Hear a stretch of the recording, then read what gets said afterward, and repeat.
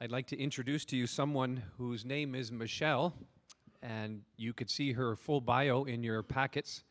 I know her as a Winnipegger, and I could tell a long story, but I'll make it really short to tell you the highest compliment I've ever heard the community that she serves give her, and it is this: she is red on the inside, and she is white on the outside. Michele.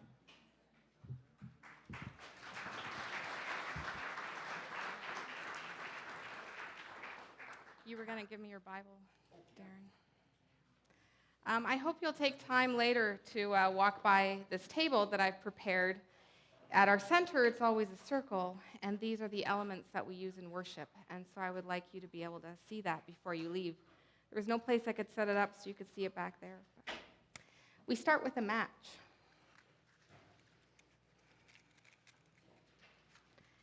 And we light a candle.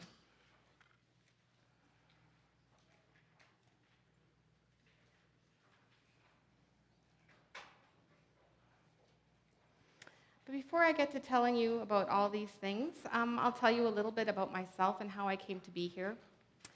And I'd also like to take a moment to ask you to take off your shoes. It's a very humbling thing to remove your shoes. Sometimes you realize you wore your old socks, the ones that don't match, the ones with a hole. Sometimes you realize you wish you hadn't come barefoot. If you can't remove your shoes or socks for medical reasons, by all means, then don't. But if you can, please do. Normally, when I speak to people, or in the context of our circle, I want to make people feel as comfortable and welcome as possible. But you guys are the in crowd. You've been invited here by your classes. You're considered leaders in your churches.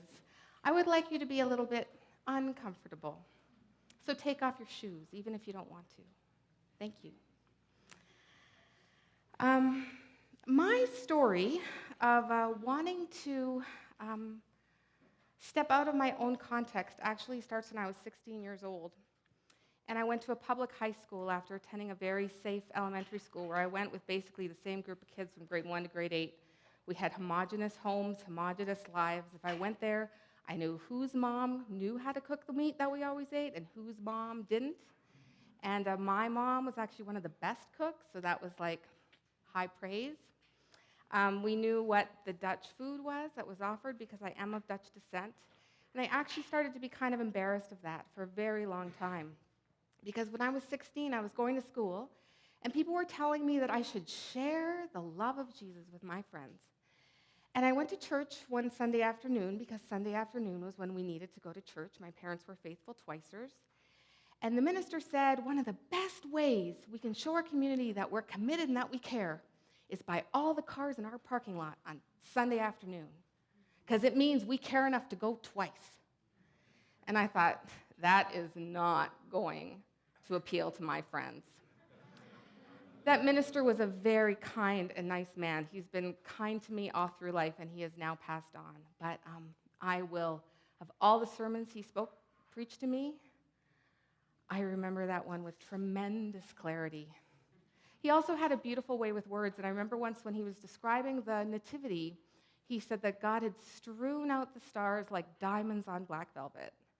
So he said lovely things too. Anyway, after that, I ended up at Reformed Bible College. And after that, I ended up in Winnipeg working with teenagers. And we didn't have teenagers in our church at the time. It was a church plant, so we were like, oh, I guess we got to go to the high school. I was only 21. I even took a high school class for a little while just to be in the high school and see what it was like. And there were very good reasons why I was really glad to end high school and didn't even bother going to my graduation. And being back at that high school confirmed that for me. As one of the girls I knew said, there is so little kindness there, so little kindness.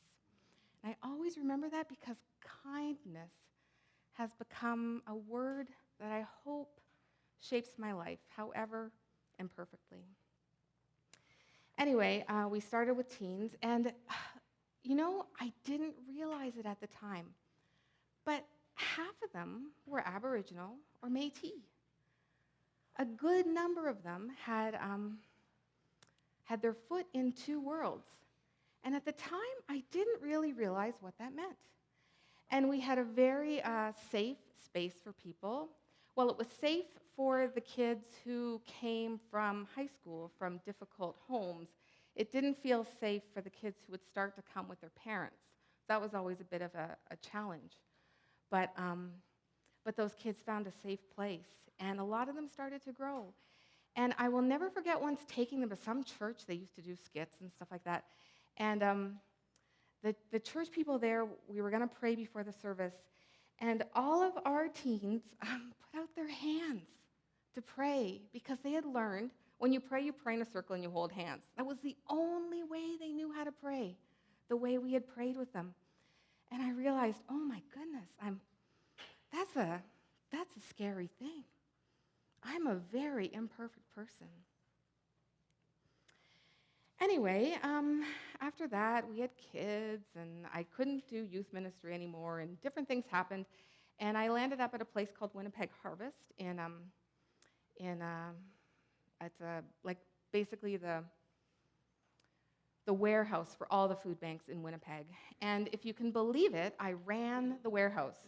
So I had to move trucks. I learned how to drive a forklift. For a long time, I kept my forklift driver's license I didn't put that on my bio, but I should have. Anyway, so colorful cast of characters there. One of my favorite times, when my favorite ex-con, who had spent 35 years in the penitentiary, and I'll talk to you more about him later, was a driver. And then lo and behold, the prison warden from Stony Mountain retired, and he thought, I should do something good. I'm going to volunteer at Winnipeg Harvest. And I got to get Victor, the ex-con, to train Stony Mountain warden how to drive trucks. And sometimes you just see some people go off together, and I would actually, it was a little hobby of mine to match up like the best matches. And that was actually probably my very best match. But I would just like go to see them off on the truck together, and you spend a couple hours on the truck, and I would just go, ooh, I wish I could hear what they're going to talk about. But anyway, so I did that for a few years, and then I took some time off and ended up writing some textbooks and doing a few different part-time things. I ended up, but then I started feeling like, oh, I'm always in safe spaces. Everybody around me is like me. And this is kind of boring, and it doesn't bring me a lot of life. So I thought, where would the least amount of evangelical Christians be in the city of Winnipeg? And I thought, and I thought, I should go to 9 Circles. 9 Circles is a one-stop shop for anyone who has HIV/AIDS in Winnipeg. Very liberal, obviously, very liberal. So whatever you believe about sexuality is yours to believe. And I thought, I wonder what it would be like just to go there and be nice to people. So I entered into their training. It's a 9-week training. And they make it extra graphic and brutal because sometimes people would try to sneak into 9 Circles and then be mean to the people with HIV and AIDS. So they used the 9-week training to scare you off. So graphic, whatever, anyway. And oh yes, all through this time, I'm still kind of ashamed of being Dutch because I think churches, people, Christian Reformed Church, there's that Dutch thing going on. And if you are not Dutch here today, I applaud you.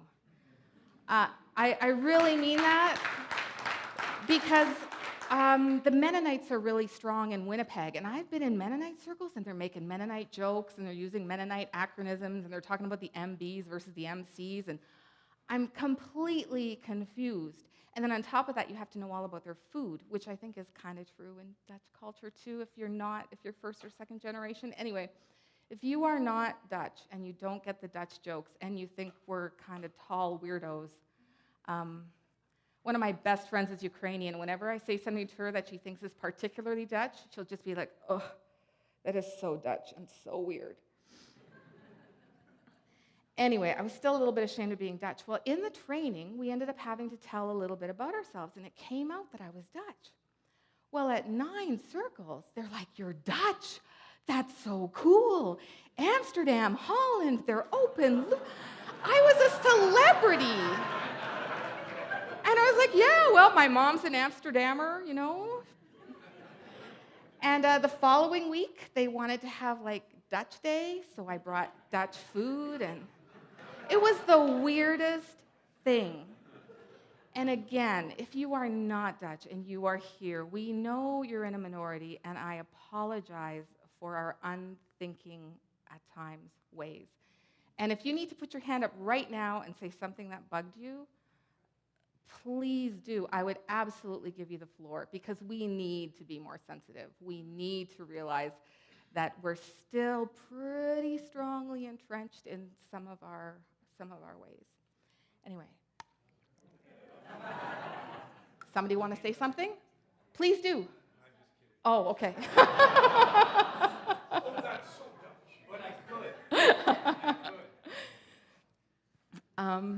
Yes. Anyway, so I did that, and it was good. Just got to know people, served, whatever. But then, I don't know, I have these weird things. In our bulletin one week, there was the Christian Reformed Church was starting a new committee called the Canadian Aboriginal Ministries Committee. My husband was a pastor at the time, and classes was coming up. And I said, when you go to classes, get one of your friends to nominate me, because probably you're not allowed to, but I bet you if you ask somebody, they'll nominate me, maybe. Anyway, so I was nominated, and I was accepted to be on the Canadian Aboriginal Ministries Committee. And I was so inspired by the people in that committee, people who care deeply about justice, people who care deeply about the history and the true history of our country, people who want to see change, people who want to lift up people who live who are not the majority culture. Such inspiring people that I deeply, deeply love. And I'm actually looking at some of you people when I'm talking, just whenever I feel like I need a little bit of a boost, then you're there. So thank you. People who have deeply impacted me. And it was because of my time in the Canadian Aboriginal Ministries Committee that I really started to get to know the work of Indigenous Family Centre, which is where I am now. And I came there, it was a bit of a schmozzle. My husband and I and our 2 kids had just taken a year to be kind of away from everything. And we had traveled quite a lot, and we had ended our jobs. And I'd always been really good at picking up like short term, because I have a short attention span, so I would work for 6 to 8 months at different term positions. And it's actually kind of hard for a lot of nonprofit organizations to get good people for term positions. I guess, anyway, so I'm not that good, but at least I'm competent and I show up every day. So I'd been doing a lot of those, and I, of course, didn't even have any leads when we came back to the city. And I got a call from the Canadian director at the time, and he said, I don't know if you've heard, but Jeanette is sick. And we need somebody to fill in just short term to cover for her. And I said, sure, 6 months, okay. And shortly after I started, which was August, it became apparent that Jeanette would not get well. And she passed away in the middle of October. And shortly before she passed away, one of the dearest, most faithful, committed staff people at IFC found out that she had lung and liver cancer, and she passed away exactly 1 month after Jeanette. So you can imagine, terrible time of tumult. The whole council is in mourning. I'm brand new. Difficult for people to not, on some level, blame me because, well, I'm there, she isn't. You know, that thing that happens with grief? So it was a very, very difficult time. But kind of really, really bonded us with some of the people there. And we connected, and here I am 7 years later. And really all I can share with you are my stories as they have been taught to me or shared with me. So that's what I hope to do today. I'm also going to get you guys to stand up and stuff like that, and I'll explain why I got you to take off your shoes, and we'll get there. So when I started at Indigenous Family Centre, the founder of Indigenous Family Centre, who was actually a friend and colleague of Ari Vanique, who spoke yesterday, was still alive, and he mentored me tremendously. Hank DeBrine, I don't know if any of you know him, but his support and love and kindness and care and teaching made a huge impact on me. In addition to him, there were a few others, and one of them, his name was Sandy Vance, and he has since passed away. He was a very tall man, big, white, bushy beard. Oh, and actually, I have a picture of him when he shaved his beard off. So it'll pop up in a minute, the Sandy Vance photo. Sandy took me under his wings. He could see that I was really green and had very little awareness of some of what was going to happen. And so he was, after everyone passed away and a bunch of people stepped aside, and he was the one who actually taught me how to do my job. I didn't know what we did for feasts. I didn't know that you had to have bannock on a Thursday. I didn't know that at Christmas we do this and that. Sandy taught me all those things. Sandy also felt that I shouldn't ride my bicycle to work. It was too dangerous. He would berate me about that every day. He would make me the most blood-curdlingly strong coffee that you have ever had in your life. But I believe when someone offers something to you, you need to accept it. And so I drank that strong, strong coffee at work until the day he died. He also felt like because I biked, I was too skinny. You can see that's not really a problem for me. I'm, hardy, healthy. So he would cook for me, and he would make me omelets, 6-egg omelets, fried in lard. Do you know how good that is? Are there any vegetarians in the crowd? Because I don't want to offend you. But lard is a wonder ingredient. Those omelets were good. I actually could eat 6-egg omelets. But then he'd say, "Oh, you're getting kind of fat there, honey. You're big around the hips." But I'm like, "Sandy, you're cooking me 6-egg omelets and lard. What am I supposed to do?" He also felt like I didn't eat enough meat. And the story was, Joe, who also lived in the neighborhood, would work for butchers, and then they would give him their meat ends. And Sandy would take the meat ends, and he would fry them up, and then that's what I was supposed to eat.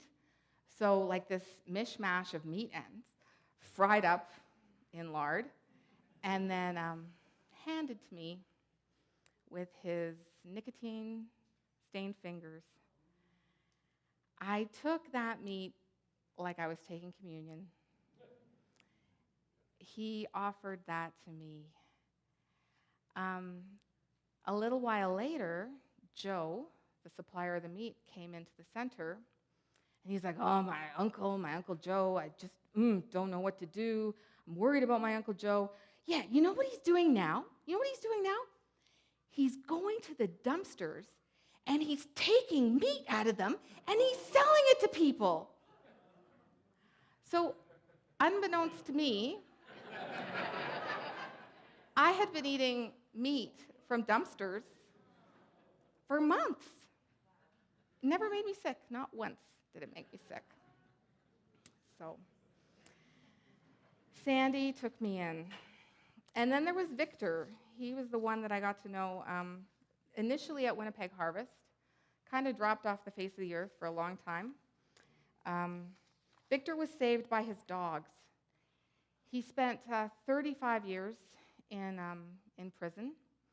And as his friend Mr. Ruggles said, "The time most of us did, he did in the hole." Victor ended up in solitary confinement for years, off and on, because his anger and violence was so great. When I met him, he wasn't like that at all. One day, shortly after he got out of prison for the last time, a stray dog followed him home. And he started to take care of that dog. And then another stray dog came, and he had 2 dogs to take care of. And all he cared about were those dogs. He quit smoking because he didn't want to spend he needed dog food more than he needed smoke money. He would live in places where he'd be close to a park so the dogs could run. He spent all his money, all his time, all his energy on the dogs. And I once earlier in our relationship said to him, "So Victor, after 35 years in prison, how do you stay out?" Because he used to rob banks, and the rush of robbing a bank apparently is phenomenal. And he missed those rushes, and he was also a heroin addict, and he missed that rush. And he said, "Well, if I go back in, who will take care of my dogs?" He was saved by his dogs. Victor did a lot of horrible things in his day.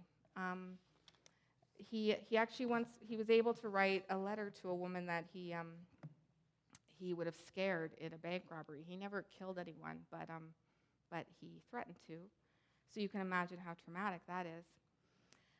Anyway, he did a lot of terrible things. And one day when we were in the circle, and I'll talk more about the circle, he read this psalm, Psalm 51, and I'll read it with you now. And we might not be bank robbers. We might not have done things quite to that extent. But when Victor read Psalm 51 in the circle, we all just stopped. And shortly after that, he found out that he had small cell lung cancer. And for 6 months, we had a terrible time. He had no support outside of our center. He presented very well as fully all his mind intact and stuff. But I guess small cell lung cancer comes to your brain. And he was starting to behave quite erratically. Also, his years in institutions made him afraid. Whenever somebody official would come in a uniform, any uniform, he would disassociate. And they would leave, and he wouldn't even remember they were there because his own mind protection, he had just gone somewhere else. And so we ended up just doing so much work with doctors and nurses to try to help them understand that Victor doesn't understand what you're saying right now. It was a really hard time. But this was his psalm. Is it going to come up? Psalm 51?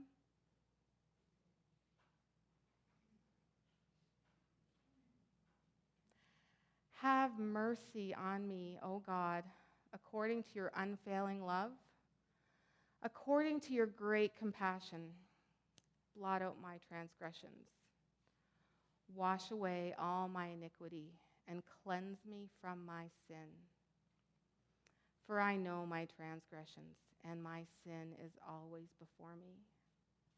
Against you, you only have I sinned, and done what is evil in your sight. So you are right in your verdict, and justified when you judge. Surely I was sinful at birth, sinful from the time my mother conceived me. Yet you desired faithfulness. Even in the womb, you taught me wisdom in that secret place. Cleanse me with hyssop, and I will be clean. Wash me, and I will be whiter than snow. Let me hear joy and gladness. Let the bones you have crushed rejoice. Hide your face from my sins, and blot out all my iniquity. Create in me a pure heart, O God, and renew a steadfast spirit within me. Do not cast me from your presence, or take your Holy Spirit from me. Restore to me the joy of your salvation, and grant me a willing spirit to sustain me. One of Victor's earliest memories, besides all the abuse he encountered at the hands of a stepfather, was stealing a tricycle. He remembers how good it felt to pedal home on that stolen tricycle. And when he got older, he realized his parents would be afraid of him when the police brought him home. It felt really good to him when the police brought him home and his parents were scared. The Victor I knew could have had such a different life. But when we were together, Sandy, Victor,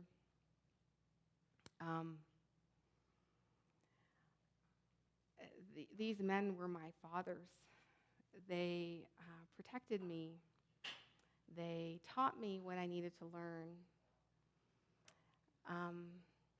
There's a third, Mr. Ruggles. He also spent a lot of time in prison. His people are descended from the slaves that immigrated to Canada after the Revolutionary War and felt like they would encounter welcoming arms. And they intermarried with the Mi'kmaq people. And so there's a very large group of Mi'kmaq black people from the Halifax, Moncton area. And in the 70s, Mr. Ruggles said, a whole bunch of them moved to Winnipeg, and they started the Pilgrim Baptist Church there. And I once asked Mr. Ruggles why they all moved and why they moved together, and he was like, well, we thought we would escape racism, because the racism was so bad in the East, we thought it would be better in the West. It might have been moderately better, but he became part of a family. This is before there were gangs. The Ruggles brothers ruled the North End. They, even now, if you talk to Winnipeggers who are my age or older about the Ruggles brothers, they'll be like, you know one of the Ruggles? Tough family. Most of them spent time in prison. Mr. Ruggles' son actually changed his name because he got sick of being pulled over and then completely, car searched everything. Because when the police saw the Ruggles name, they just assumed he had to be up to no good. Mr. Ruggles, about 2 years ago, quit almost all of his addictions. He's been a lifelong alcoholic,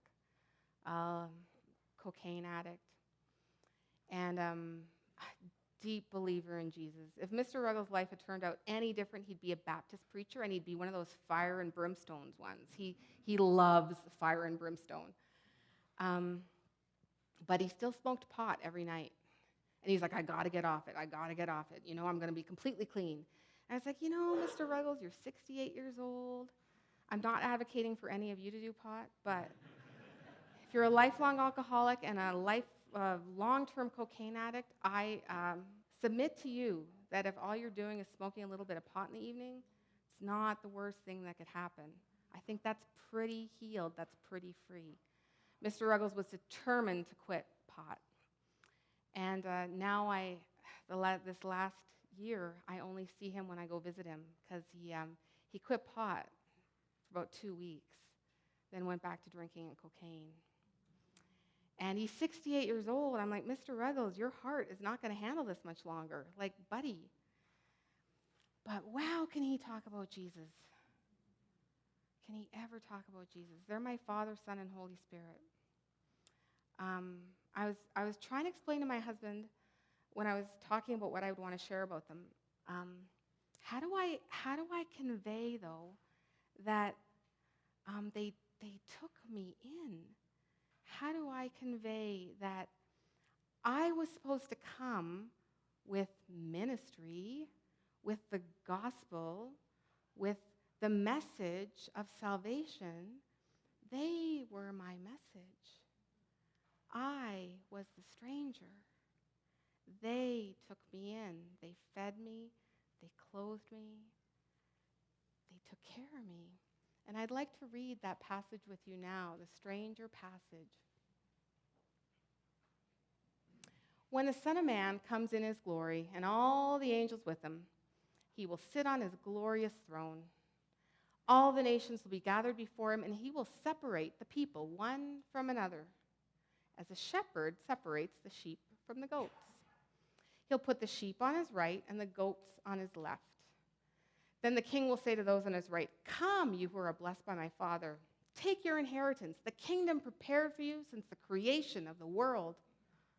For I was hungry, and you gave me something to eat. I was thirsty, and you gave me something to drink. I was a stranger, and you invited me in. I needed clothes, and you clothed me. I was sick, and you looked after me. I was in prison, and you came to visit me.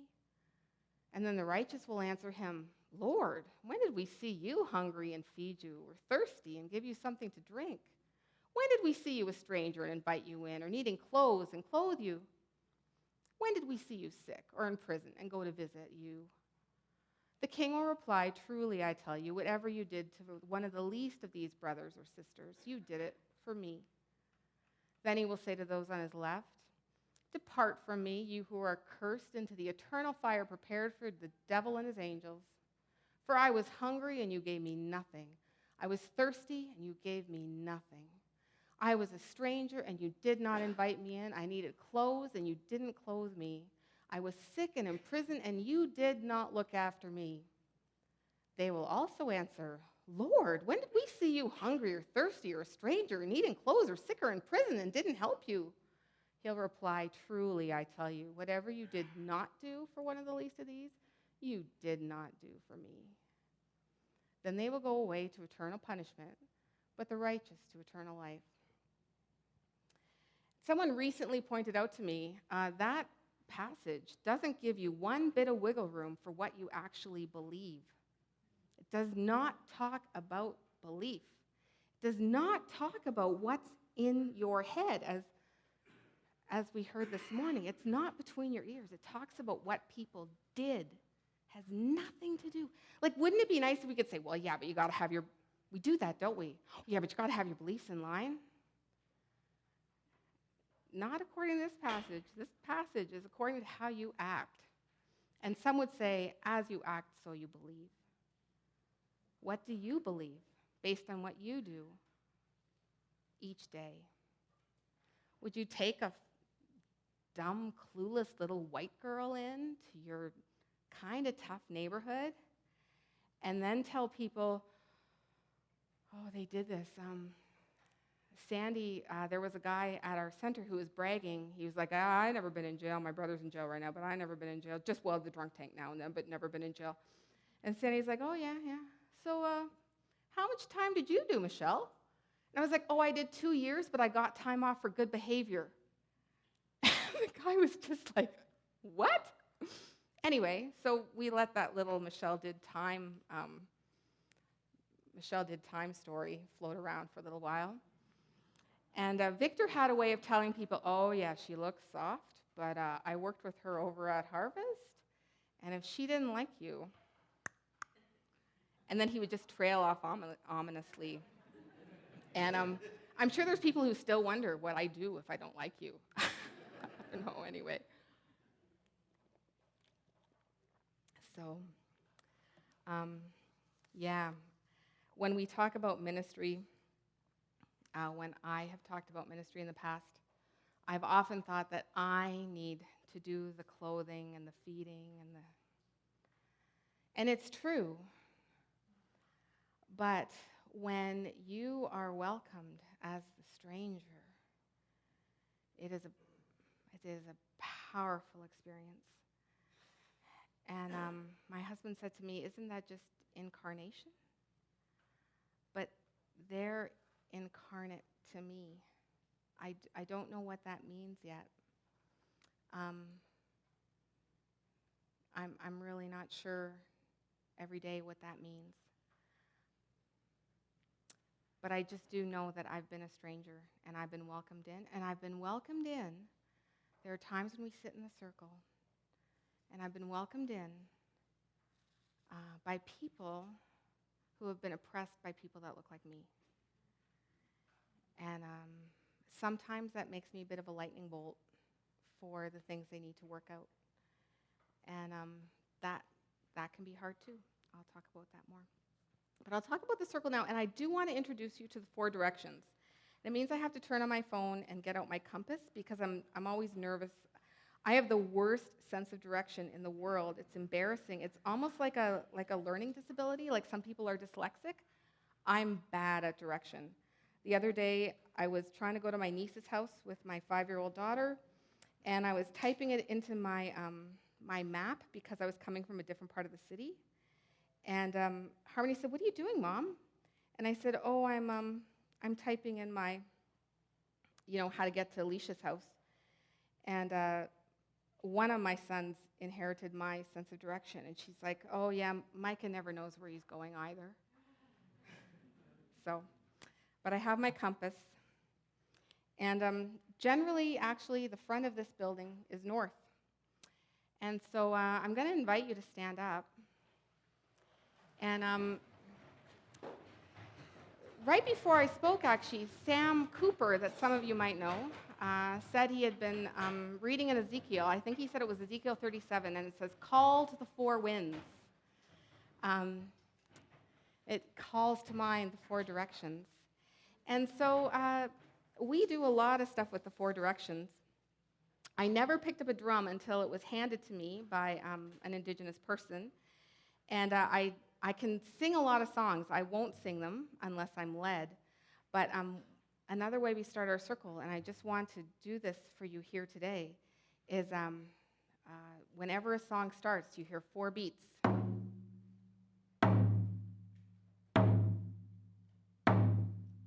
One for each direction. And when a song is sung 4 times. 1 for each direction. So we start in the north, in the east, actually. North is there. And, okay, I'm going to make sure. Yeah, east will be there. So it's more typical non-Indigenous to start with the north. But Indigenous people always start in the east. The east is the place of beginning. So could you please face east? And I know you won't be looking at me, but that's okay. And I'll just pray, and as I pray, you'll hear what the east means and the gifts of the east. So, Creator, our Creator, we face the east. We face the east where the eagle comes as a symbol of love. This is a place where we see light, we see new beginnings. This is a place for children and infants to grow. This is the place where tobacco grows. Tobacco is our symbol of thanks, and so we thank you. And it's a symbol of our covenant, and so we thank you for the covenant you've made with us. And then you can face the back, which is south.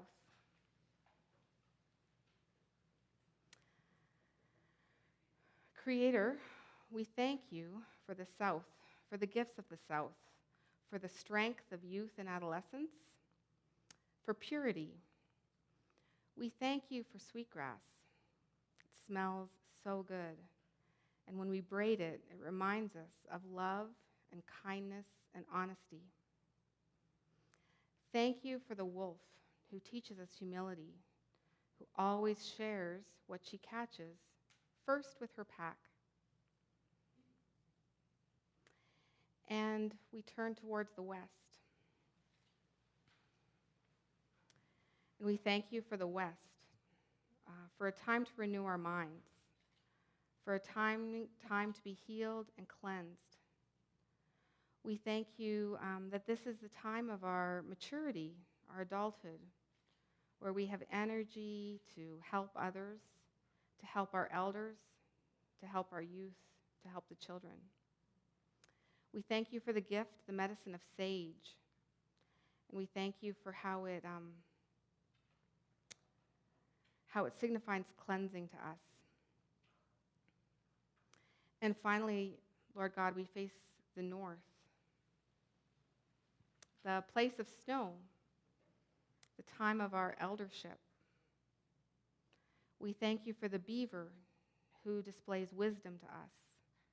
We thank you that it's a time for our soul to grow. We thank you for the medicine of cedar that's green year-round and also offers us healing and insight. And once again, we face the east, Lord God. Remembering that as we go through these circles, as we go through these cycles, as the sun rises and sets every day, happens every day, as our life goes from infancy to youth to adulthood to eldership, we once again enter a new life with you. And we thank you for that. We thank you for the directions that remind us of that. We thank you for the plants and animals that you have placed in your creation to teach us about that. Would you lead us inward to see with clear eyes all the things you want to teach us? May we learn with our whole body, not just our mind, but our heart, our mind, our soul, our strength. May we love you with all those things. Amen.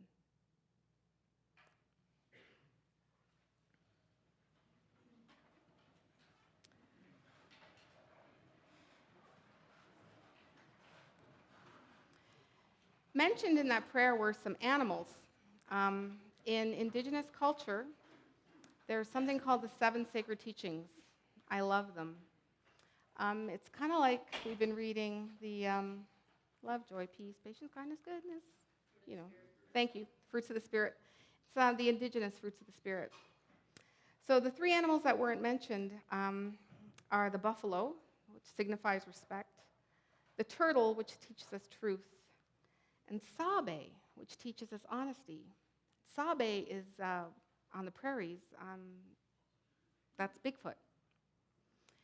And people have talked about reading the Bible with people from different cultures and different people who have been marginalized and that sort of thing. And I'll never forget one of my very first Bible studies. We were just going to do Lectio Divina, because I thought that will really work. I'm not going to do one of those go through, check things off, and some people really can't read very well, and I don't want to anyway. So we did a Lectio Divina. Does everybody know what that is? You read a passage several times, and then you sit in silence, and then you reflect a word or a sentence back. It's a very quiet, peaceful way of doing Bible study. If you ever want to find out more, just Google it. It's really nice. Anyway, I thought that would work. So somehow, I don't know how, but somebody chose the passage. And it was one of those weird Bible passages that you just try to avoid for a long time. I think it was the one where the pigs fall off a cliff, So Jesus sense I'm looking at our Bible scholar, because I haven't studied the Bible in that, well, I've studied it, but not like that. So anyway, so it's the one where the pigs fall off the cliff. Terrible Bible story to start your study with. Wasn't me who chose it anyway, and I'm like, oh, how am I going to describe this one? And it's such a weird story, and it's kind of hard to believe, frankly, and whatever. So we start to read, and I reflect, and I have no idea how this happened, but it ended up, people started sharing stories about Sabe, times they've seen Sabe, what Sabe means, how when there's renewed honesty in our nation, in our world, that Sabe will come out of hiding, that Sabe visits you for special revelation. And I was like, whoa. I was kind of scared of Bigfoot when I was like 7, when I heard about him, but people were talking about Sabe as if he existed. And that rocked my world. And as I read the Bible with indigenous people, they don't, I'm shedding some of that intellectualism, that intellectualism that's just the in-your-head kind. They don't read the Bible and say, oh, but this couldn't have happened. Is this true? This is weird. This is not. You just read it. And then whatever story it is, or whatever it has to say, they just take something out of it. Really simply. Not like me intellectualizing it or thinking, oh, this couldn't have happened, or they're not interested so much. It's important that things are factual, but it's not so much the facts. It's the heart of the story and what it teaches us that they care about. And I have learned a lot from that. I have learned so much from that. I realized I'm very sorry to the sound people. You know, everybody always like claps for the speakers and claps for the worship people, and that's all great. But I know sound and computer, that's harder. It really is harder. I think we should actually have a little thank you, and because I know I'm messing up right now, and I appreciate that you're covering for me. So anyway, oh, they also hate it when we notice them. They're usually those kind of quieter people, so I'm really sorry about that. But anyway, that's a hard job. We undervalue that job. Anyway, it's beside the point. So, but I would like to bring up right now two friends of mine in a video, people who are part of our center. One is, she'll introduce herself. Her name is Connie Budd. She's a United Church minister. She's a lover of Jesus. She is a Cree elder from Norway House. Oh man, she teaches me so much every day. So much every day. The other is Randy. Randy has become a dear friend of mine. Randy spent many years on the streets. He had a stroke several times, so he has a bit of he's a little hard to understand, but I think you won't have a problem with it. There were a few years ago, Randy saved my butt in a church. Have any of you seen those paintings that went across Canada, the Kitsy Manitou? Yeah. So Randy came to a church service where they were shown, and the worship leader at the time did a 4 directions prayer similar to what we did. And I was just sitting in the auditorium, and I was following the directions. And when I turned around, there was a woman. She was like a teen. When I first moved to Winnipeg, I was friends with her daughter, and then her daughter moved away. But she was like this with her husband. They weren't turning around. So of course, when I was supposed to face north and she was facing south, we were like face to face, and I was like, oh, she's not liking this. And I just didn't know what to do. Anyway, kind of keep going. So after the service, she just made a beeline for me, and I could just tell she was ready to bzzz. And she'd been looking at the paintings. She was very suspicious of them too. And she said, in her very strong accent, which I can't do, but tell me, Michele, what is the meaning of the raven in that painting? And I was like, I don't know, but Randy was right there. So I said, Randy, got any do you know what the meaning of the raven is? And Randy's like, well, of course, the raven is the provider. And she's like, oh. And then he told the story of how Elijah had been provided for by the ravens, and she got so shut down, and I didn't have to do it. And the way Randy did it was so gracious. Just, it's the provider. Don't you guys know anything? So, but he wasn't he was so gracious. Anyway, I would like to introduce you to Connie and to Randy, because next we'll be talking about our circle. And they say some things better than I ever could. Danse, I honey addition hasan. Newa behanu kanachi iskeo. May hanagawi chipatamat. Hello, my spiritual name is 4 Directions Spirit Woman. That runs with a wolf, and that's my wolf clan. My English name is Connie Budd. I'm a diaconal minister for United Church.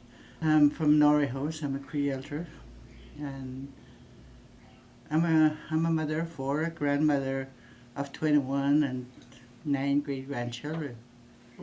Well, for me as an Aboriginal person, I was always taught that this is the way our ancestors used to do a meeting in a circle where everybody is equal. Nobody's head of anything, but we're all equal in a circle. I really like the sharing circle that we have here, because there's a different groups are in there, and we all learn from one another. Like you may not be able to hear all the stories, but there'll be things that will trigger your own in your own life, and that'll help you to understand more about what you're going through. And then you also know that you're not the only one that's going through life, hard life, but everybody goes through life and unable to look for ways to heal themselves. Well, one thing I've been saying to the churches that I visit, you know, is to listen to the people. Like we don't want to be fixed. We want you to listen to us, hear our stories, because everybody has a story. But it seems like every time you see an Aboriginal person come in and you just want to fix that person. We don't need fixing. You know, we just want to be acknowledged and heard, and that we matter. You know, just like everybody else. Hi, my name is Randy. I usually come to the circle with my wife, Ruth. The circle has helped me a lot to understand different people from nationalities, different nations come there, like different nationalities, different people, different races. And I grew up on the streets, and I learned to, even though I struggled, I learned to stay sober. And coming to these circles, I stay sober. I have a lot of wisdom. I don't know, I just enjoy coming because I want to know my identity as a native in the culture, and then Indian culture. We smudge and we do all these things, so it's helped me a lot. It's helped me stay focused on what people go through, and I learn from different ideas, what we share in the circle. We can live life free. You know, we don't have to put a mask on. We could just be native, where we could be anyone we want. And we just, that's why I come to the circle.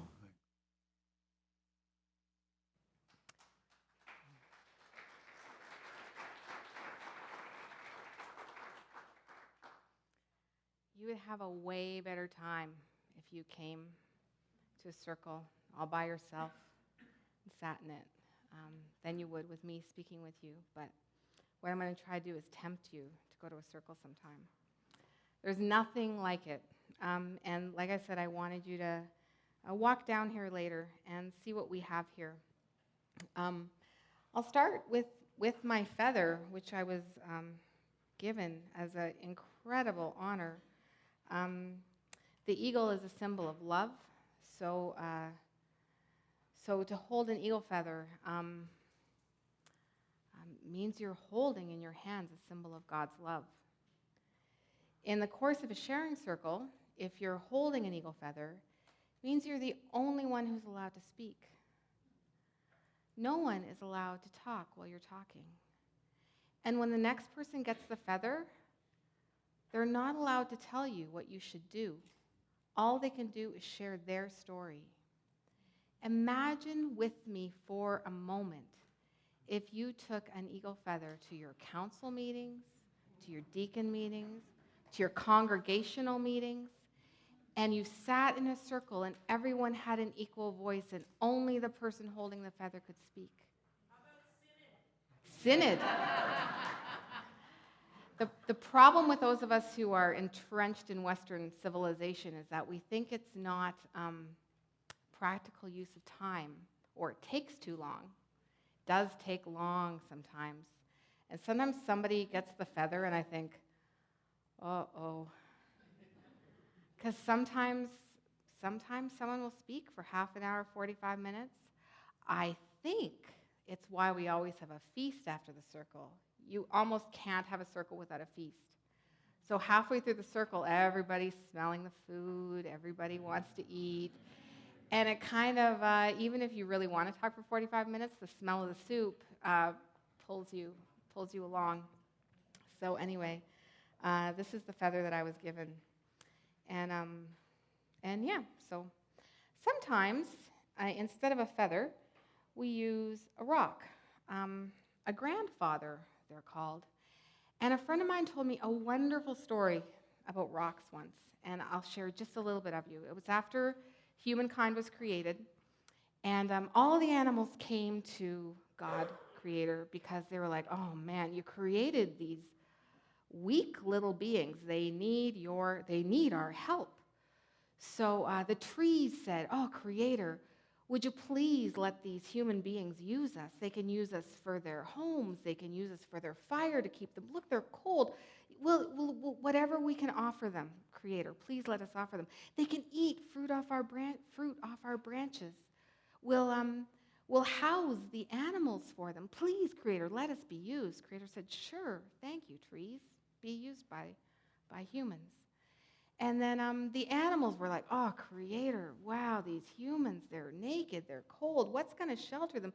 Please, please let us offer ourselves to them, that they can eat our flesh and they can dress in our skins, and they can use our skin for their drums and ceremony. Creator, please let those poor creatures use us. And Creator said, that's a good idea, okay. And water said, oh, Creator, they're thirsty and they need to bathe, and please, would you let these poor little beings use me? So Creator said, sure, that's a good idea, and on it went. And then the rocks said, oh, Creator, please, could you let these little humans use us? They need us. And the rest of creation laughed. They were like, what can a rock do? Ha, ha, ha. And the rock said, please, let them use us. And in ceremonies, they'll pass us around, and we'll hold their tears, and we'll carry their stories. Beautiful little story about the rock. Sometimes we use a rock. And yeah, it's funny because it's actually maybe not quite the honor of an eagle feather, but for someone to give you a rock is pretty special. And this rock was given to me by a young man in our community who's had a really, really hard time. I know his sister as well. Beautiful, beautiful family, but very troubled. Their father was an artist who was murdered in Saskatchewan 10, 15 years ago. The family, which was already fragile, disintegrated.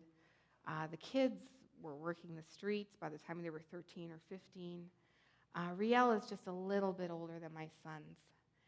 And beautiful boy. Anyway, he came one day, and he actually gave me one of his eagle feathers as well. So I now have his eagle feather. And he gave me this rock, and he gave me a small medicine bag. And I actually did say to him, Riel, you're not thinking of killing yourself, are you? Because sometimes when people give away their precious possessions, they do that before suicide. And he assured me he wasn't. Later, though, it occurred to me, wow, that was a question I could ask and that he could answer without being offended, that I would think it's just part of what happens in our community. Anyway, this is Riel's, the stone Riel gave me, and it's a good one. It's a really good one.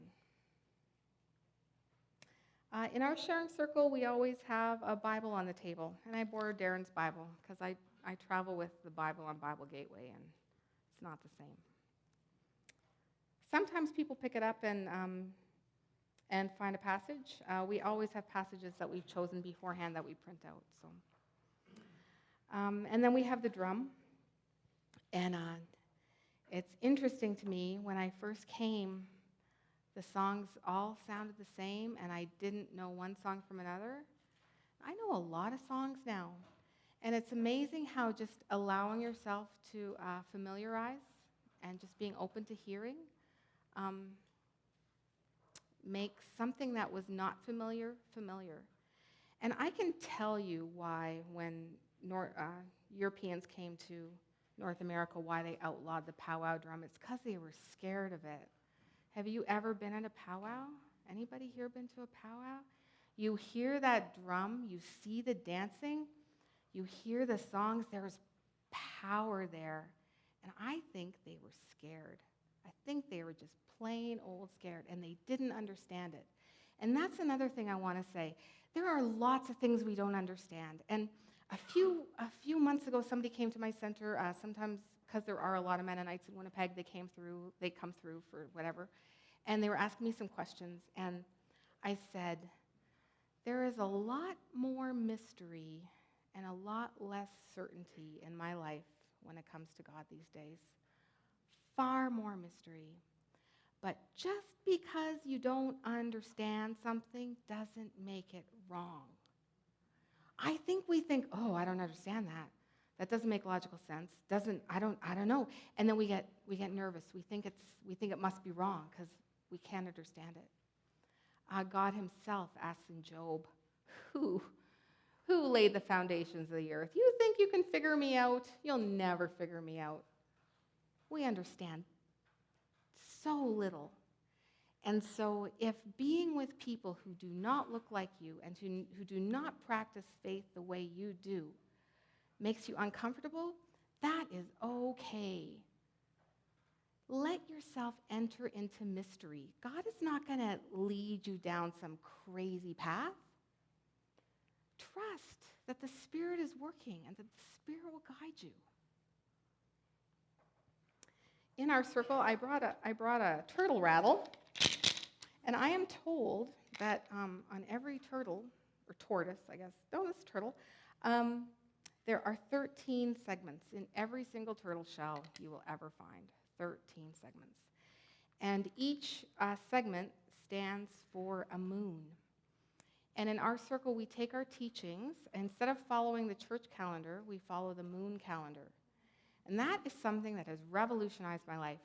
Right now, we're in the frog's return moon.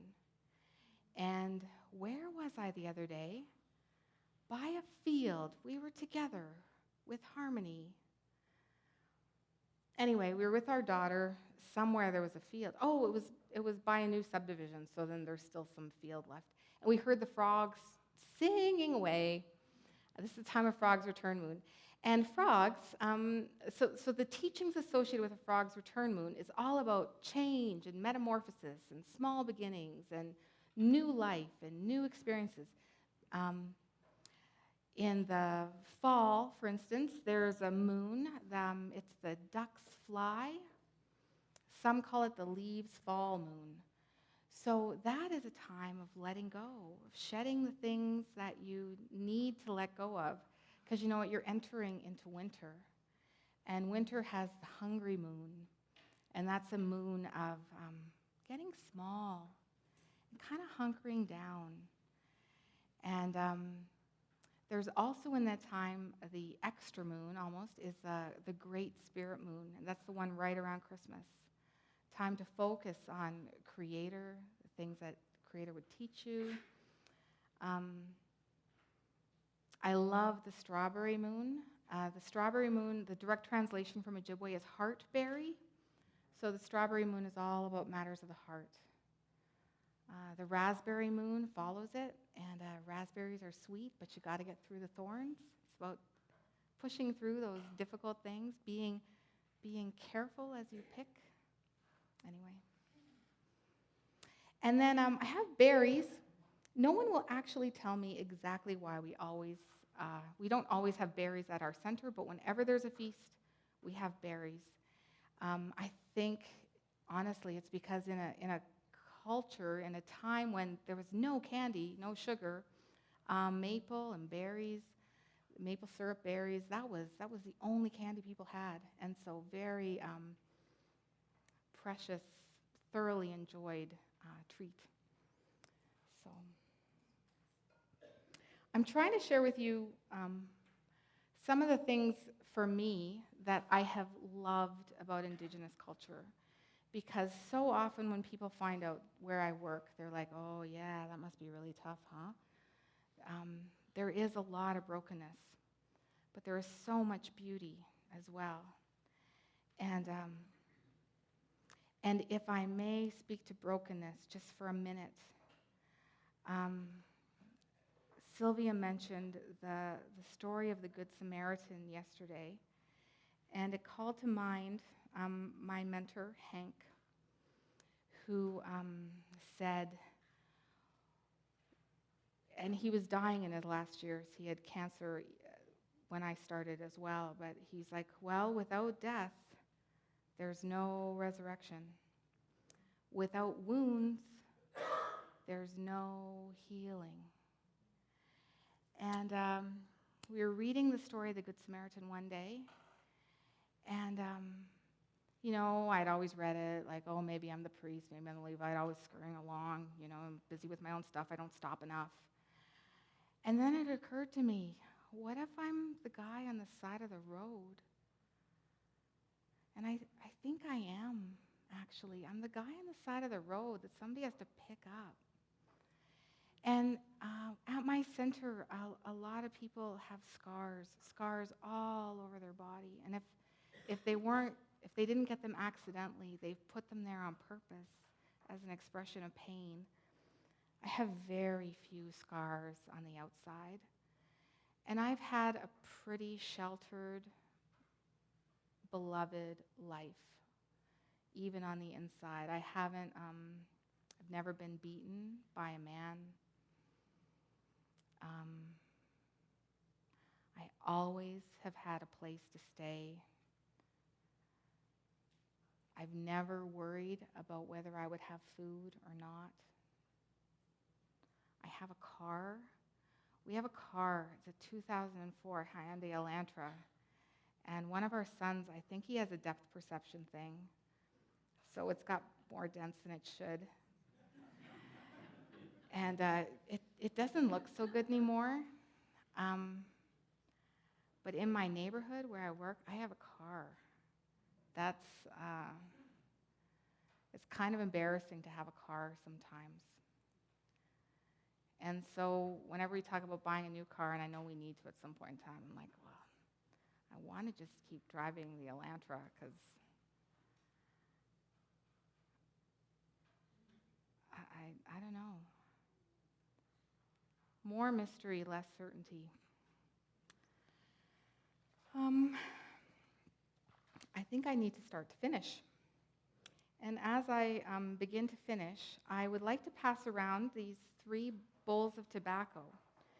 And I will tell you that, as with many things we've done, like one for that one for this one, and one for that one.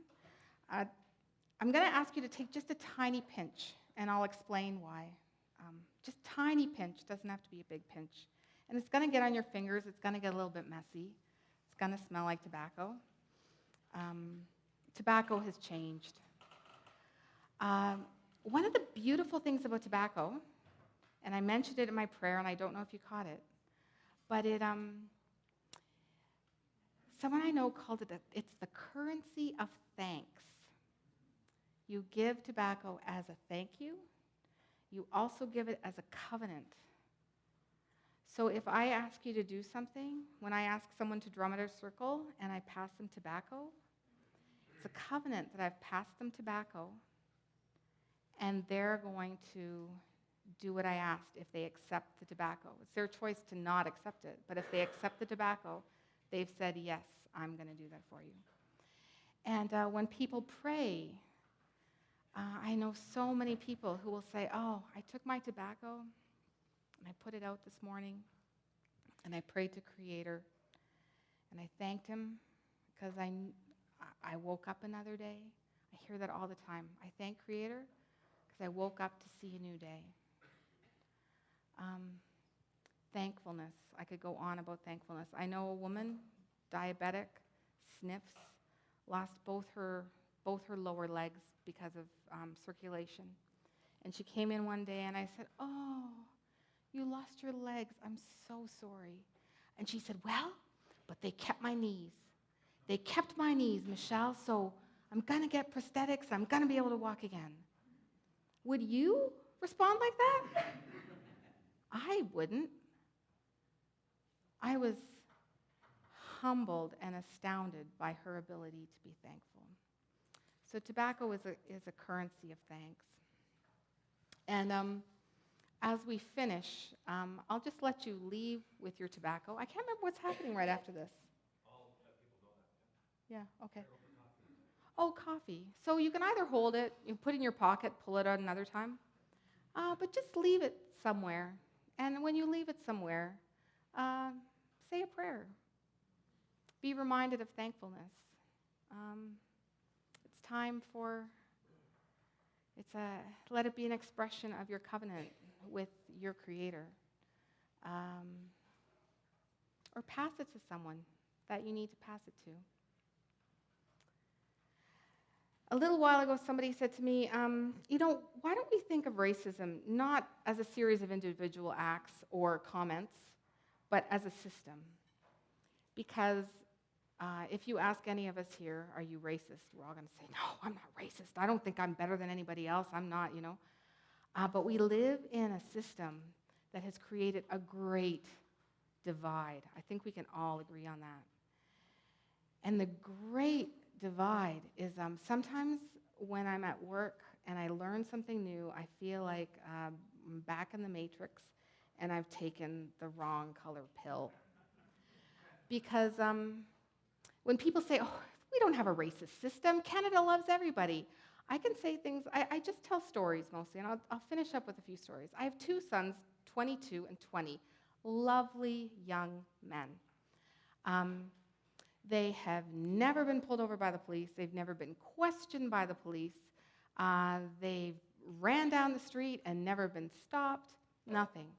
I do not know one single Indigenous young man who has not ever been stopped and questioned by the police. Not one. And it doesn't matter. One of them has his master's in social work. One of them is a community activist who's always talking about nonviolence, and he speaks to large groups all the time.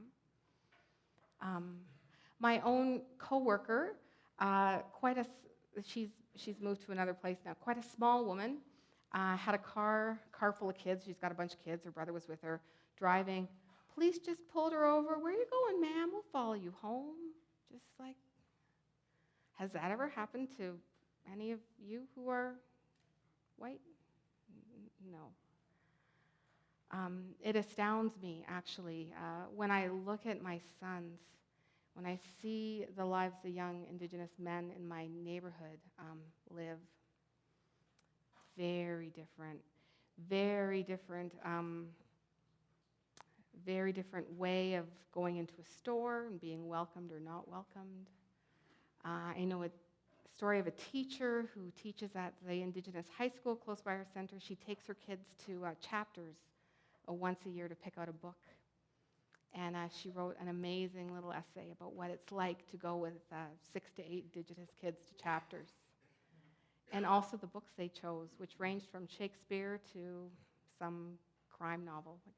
Anyway, very cool.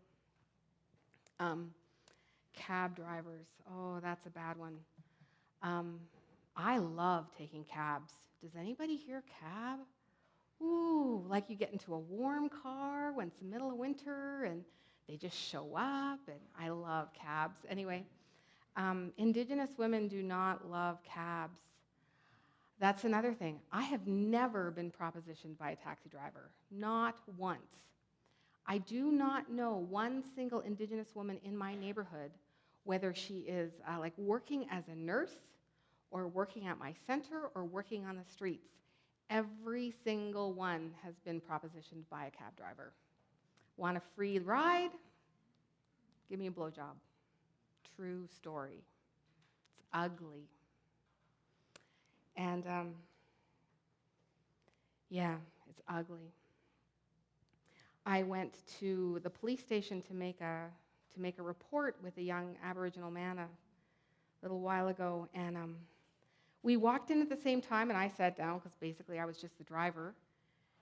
And the way that police officer was talking to that young man, so disturbed me. I stood up and I said, actually, I know what his complaint is, and it is legitimate. I just want you to know that it's a legitimate complaint. He was threatened, and we all heard it, and it's a serious threat because this person can follow through. Like, it's not a joke. And he's like, oh, are you together? He couldn't believe that a young Aboriginal man and an average, I'm so ordinary, white woman would walk into a police station together. And once he knew he was being watched, his whole attitude changed. Very difficult to go to the doctor if you're Aboriginal. Very, very difficult. And I've come along to those visits too sometimes. Just because when I'm not writing anything down, I'm like basically doodling. But if they think I'm writing things down, whew. Same with Child and Family Services. Oh, that's a tough one too, because I know I have a child that needed to be protected. Not every child can grow up in their home of origin, but the way people are spoken to and treated sometimes is deeply, deeply grieving. I told my friend who's a Catholic a little while ago, I really need a saint. I need a saint who, like, do you have a saint for lost causes? Like, I need a saint for, like, hopelessness. I was having a bad day. And she said, oh, yeah, that's Saint Jude. Yeah, Saint of the Lost Cause. I was like, oh, well, thank you very much. Anyway, we have many small victories in a day. I asked the computer person to put photos up of our center. Maybe he can just run them through when you're leaving, so if you want. It's a beautiful place. It's a beautiful space. It's beautiful people. We have now a flock of 4 cockatiels, one who is very tame and thinks he's a person, and 2 who are quite tame, and 1 who is, I don't like that one at all, and 2 little budgies. So if you call our center, you hear like, meow, meow, meow, all the time. You would not believe, like, talk about pet therapy. People love those birds. It's a beautiful place. The culture is beautiful. There are so many things we can learn that we've lost, that we've missed. Once after a worship time, a friend of mine who's Indigenous said, so nice for you. She didn't mean it in a way. So nice for you that you've been able to worship as you've wanted for generations. And, we have our little worship wars, but your organ was never illegal. Your guitars, keyboards were never illegal. This was illegal. The powwow drum was illegal. I know a man who said we used to put, we couldn't have powwows, so we put up watch people, and they'd yell, RCMP, and then we'd start playing baseball. They didn't wear their regalia for powwows, so they could hide it, pretend they're playing baseball. Anyway, take your tobacco, hold it, put it somewhere, think about it. Thank you for letting me share the things that I've learned. And I would like to end with just 4 drum beats to the 4 directions to thank Creator for all the gifts of each corner of the earth.